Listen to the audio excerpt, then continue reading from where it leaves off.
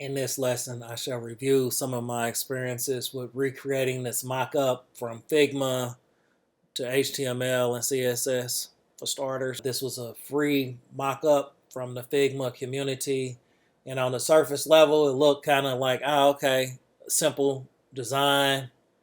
Looks like there might be like a H1 tag here, a paragraph tag here, and some type of paragraph tag here.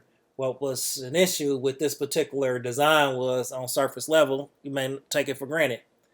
Look at these background images here. 1, 2, group 4, group 3, background images. So with that, took time in developing the HTML for an inner child, a root child, and their relative and absolute positions. So that in and of itself took about, I'm going to say, a half a day plus to just get the background together to where I could put the text on top of the background. Okay, so that's a factor that we may not take into consideration here. This was an example of another just PNG of the actual file. So this was something that I was trying to get at least maybe 85% resemblance as a junior developer. So if we take a look at the finished product, this was on a live server here. The finished product was pretty similar. Okay, what happened is that this particular font was called Gilroy. Gilroy was not it was a free font. When I went to download it, there were a lot of situations with the font family. Where is that font family at? Fonts. Okay. Gilroy Bold, Gilroy. None of these fonts, since it was a free download, really resembled the fonts that we are looking at here. Okay, where we are looking at here. Let's go over to our Figma layout. What I did was, next best thing, I looked at Poppins and I looked at Roberto as alternative fonts for this particular layout. Another thing that this particular layout had as an issue is if you look at this particular layer here, why is this width 1,000, 1,009? Why is that? Unnecessary. Okay. If you look at this width, why is it 1127? Unnecessary. So this is on top of the background. So I reduced my widths down personally here. My styling format for this particular design was a lot of what is called inline styling, starting with the frame and the root child for the phone images in the background, which is right here. I went in to create a class called Mockup collection. In each particular of those layers and frames, I just created a class and I went to style out those classes. I imported my fonts right here. It was some attempts. You see that say index 7.html? Okay, so I went through about 3 or 4 attempts with my index files to index.html, index.2 or 3.html.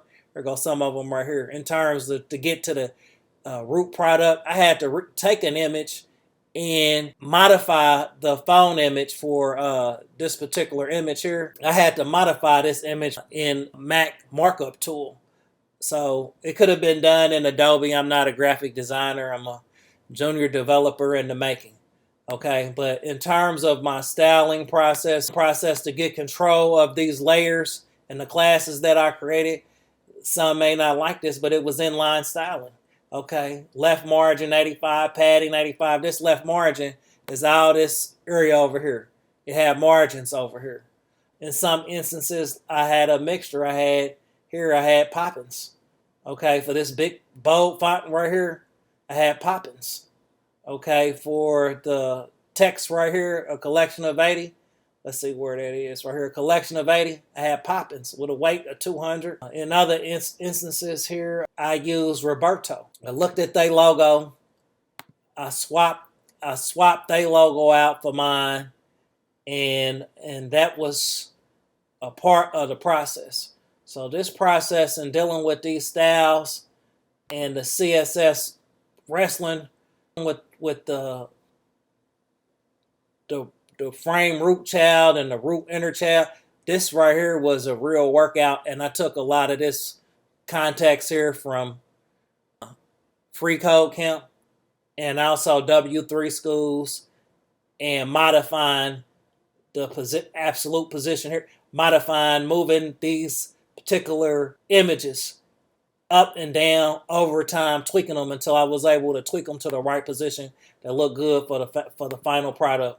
Let's go take a look again here as the final product here. Is this 100%? No, I would say it's 85%.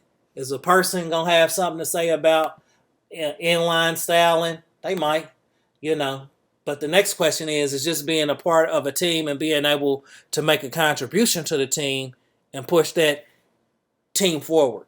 So that's what this video is all about, is a demonstration of pushing a team forward. I did use some inline styling. Some people might not like that approach. Some people may want everything in the CSS or in SAS or in Tailwinds.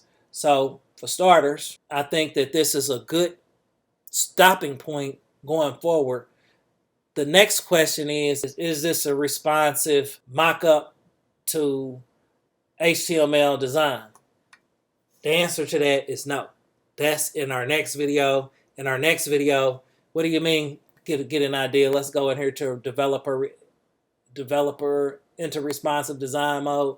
So into responsive design mode, that means like on desktops, this video was made just for desktop. It was not made for a smaller device. That will be our next video, and we will go into our media queries on our next video to take this markup design here and make it responsive to handheld devices. Thank you.